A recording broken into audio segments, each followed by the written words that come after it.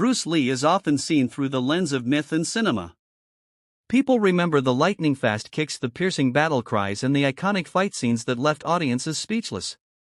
But behind the glamour of Hollywood was a martial artist who trained harder, studied deeper, and fought differently than anyone else in his time. While other kung fu masters focused on preserving tradition, Bruce Lee was busy breaking it.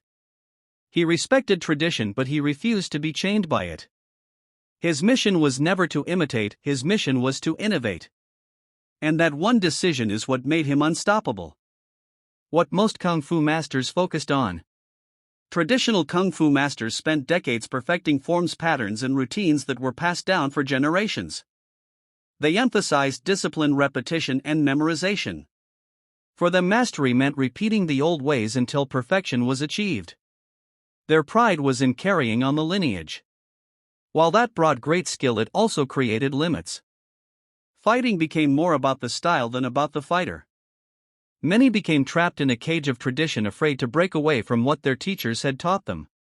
And this is exactly where Bruce Lee was different. Bruce Lee's rebellion against tradition.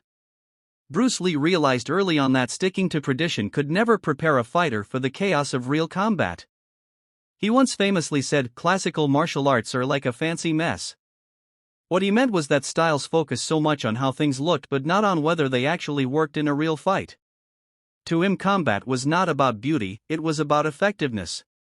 And so he made a radical decision: he would strip away everything unnecessary and focus only on what worked. This was not just technical, it was philosophical. It was a declaration that he would not be limited by anyone's rules. That mindset, that courage to throw away the unnecessary, was the one thing he did better than any kung fu master. He turned martial arts into something alive, adaptable, and personal. The creation of Jeet Kune Do. This rebellion gave birth to Jeet Kune Do, which literally means the way of the intercepting fist. But more than a fighting style, Jeet Kune Do was a philosophy. Instead of memorizing long forms, Bruce Lee taught his students principles: timing, distance, speed, and simplicity. He emphasized intercepting the opponent's move before it fully developed. He focused on economy of motion, using only what was needed and nothing more. Jeet Kune Do was like water, shapeless, adaptable, and impossible to pin down. This concept shocked the martial arts world. No other kung fu master had ever dared to say that their style was not a style at all but a way of thinking. Speed and timing, his true edge. Now let's be clear, Bruce Lee was fast. Not movie fast, but real-life fast. His famous one-inch punch wasn't just power, it was about explosive speed and perfect mechanics.